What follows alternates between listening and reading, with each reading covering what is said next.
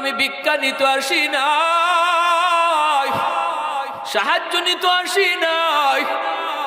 মন বলতেছে হয়তো বেশি দিন আর বাঁচবো না, এজন্য তোরে এক নজর দেখতে আইলাম।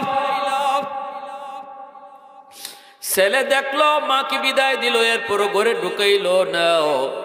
বেশ কিছুদিন পরে ছেলে বলতেছে আমার গ্রামের পাশে একটা অনুষ্ঠান, এই অনুষ্ঠানে তারা আমাকে অতিথি করলো।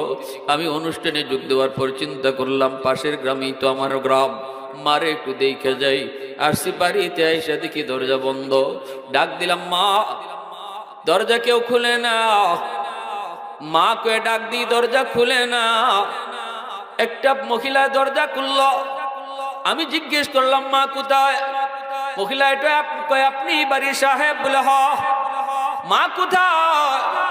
আপনার মা এক সপ্তাহ আগে দুনিয়া থেকে বিদায় হয়েছে।